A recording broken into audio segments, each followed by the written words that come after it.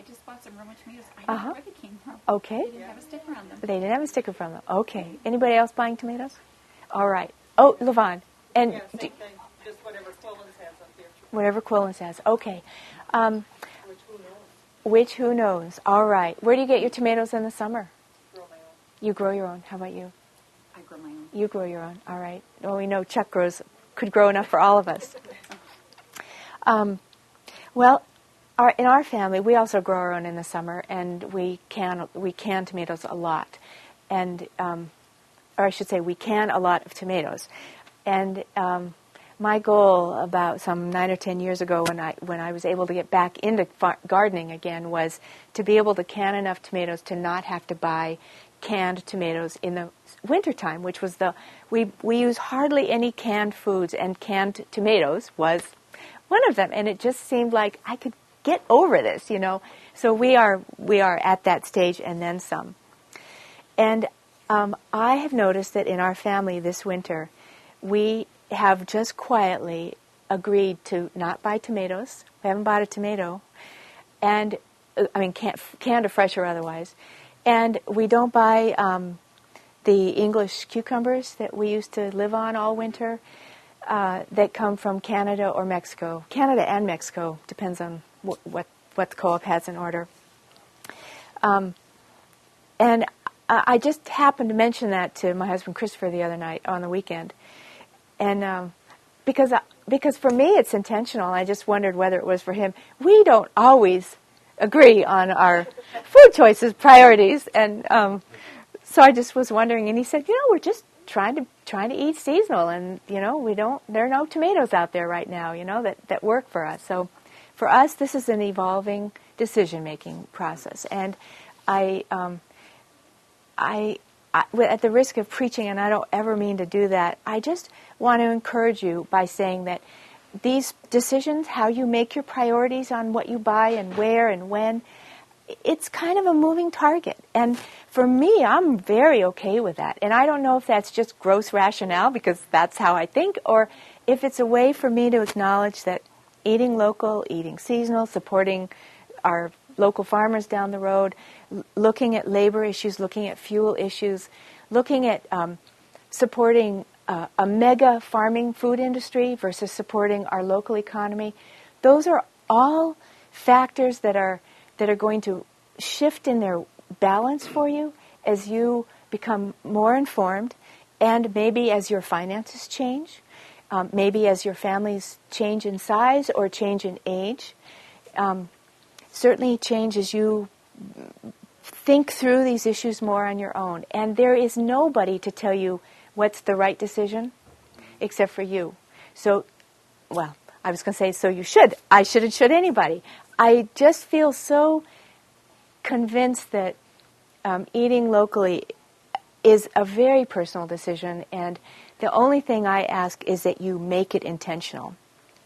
I had a woman ask me at a presentation last fall that I did up in Rochester, and I just will always remember she was sitting practically in the first row and clearly just trying to figure this out, and she said, "My husband will only eat oranges," and so this was in October, and so how am I going to eat in season and local and still keep him healthy? Because at least he will eat the oranges. And, there's no reason to guilt trip yourself over your oranges out of season.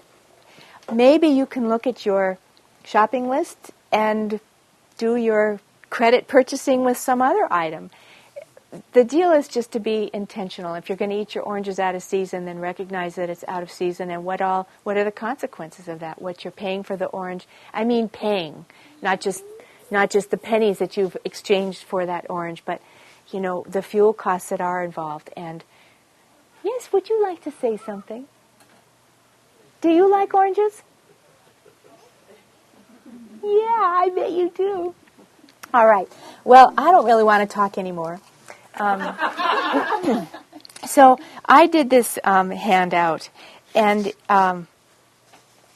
although I don't like speaking, I have sat in your place long enough, so I didn't give this to you in the beginning because I wanted you to pay attention to me, but now I want you to pay attention to this later on tonight or tomorrow or next year or whatever. And I just want to point out a couple of things on it. this, I probably should have done a slide, but I didn't. On the back here, there is a piece of research that might be a little mind-boggling when you first look at it, but really what it says is soil erosion. And this was a piece of research that was done to look at the effects of rainfall on soil erosion. If a field was planted to permanent grass, so year-round cover, to a combination of grass and crops, and then to a row crop, in this case corn, because corn is the predominant row crop in this state. And the reason corn was picked is because there is a lot of it, but also because it sort of symbolizes bare fields. So we have lush corn in our fields for just a few months of the year, but for maybe 8 months of the year, soil erosion from a cornfield in Minnesota is fairly, it's a big problem because there isn't anything on that field to keep the soil in place. So the reason I put it here is because I would like you to then ask yourself the question, I'll ask you the question. So think about a cow, meaning beef, steak, or a sheep, or some other livestock that typically eats grass and or corn, raised on any of those 3 farms, the conventional corn or the grass or the combination. And recognize that the cornfield is going to lose a whale of a lot more soil in a given rainstorm than a pasture or a pasture row crop combined field. And if you want to match your priorities on erosion control, as an example, with the kind of food you buy, then it never comes out right, does it, the second time around? Then you want to look at this picture and recognize that if you think that nearly no soil erosion is important to you, then you want to buy meat that comes from a farm that is contributing to nearly no soil erosion. That's really what I want to say. And it goes for many, many things. You want to equate the priorities that you're saying are important to you with the kind of food that you're buying. So there's a little exercise on the bottom here. You can take a look in your spare time. I think Maggie and I... Well, do you have any other comments for the moment? Levon. You know what's amazing to me is all these food recalls that people aren't more concerned about eating local, because in the news today I heard about chicken nugget recall. And what's a chicken nugget anyway? Scary! And the one before that I think was hot dogs. And there was another process, something or other before that. But I don't even look at those things because I don't buy those things. Mm-hmm. So you should be, if people were more concerned about what they're putting in their mouths and where their things are coming from, you wouldn't have to be concerned about all of these food recalls. And, it's just... It does seem sort of no-duh, doesn't it? Comment on that. Yeah. They're so glib about these things anymore. Yeah. Oh, well, throw chicken nuggets out and go buy McDonald's nuggets tonight or something, Well, it's a pretty good point, Levon. It seems sort of no-duh to me, too. But, in fact, it would be easy. My sisters think I'm nuts for the way we shop in our family because we don't live in the cities, but it's kind of akin to what Maggie was saying in her 7 stops. I get our food, between Christopher and me, from many, many places over the course of a month, and my sisters think I'm nuts for doing that. But it's a priority for us.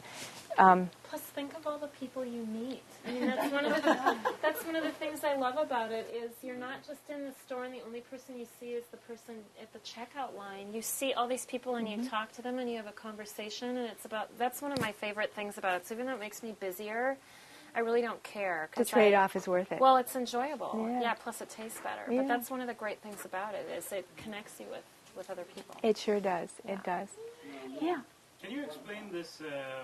Every $1 spent locally generates this much, and that much? Not particularly. I stole those numbers from a worksheet or a piece of material from somewhere. I liked that the numbers were pretty recent. And positive. Mm-hmm. Yeah. And I don't even know how they're generated. but I like them. And the fact is that there certainly have been and are a growing body of new research that says that that the idea that a dollar bill, that the more times it circulates in a community, which is really what those numbers are all about, that it has reverberating and positive impact on that community from an economic point of view. Whereas if it's spent outside, it's gone, That's right. and actually it's doing more good elsewhere. Absolutely. On I guess that top part, Ken Meter's research, the top piece here, he looked at existing economic data, existing databases, and he's just looked at them in such an innovative way to try and understand the concept of dollars in and food dollars out. And so he's looked at how much our farmers are spending producing food, what they're selling it for, and then what we're buying back into the region to eat for our food. And there's just this huge gap. And you know who's paying for that gap? It's us. It's the vitality of our region that is whittled away when it costs farmers more to grow whatever they're growing than they're getting back. And when we turn around and we don't buy that local food, we buy in food from outside the region. We're hurting ourselves. We are shooting ourselves in the foot to the tune of billions of dollars every year.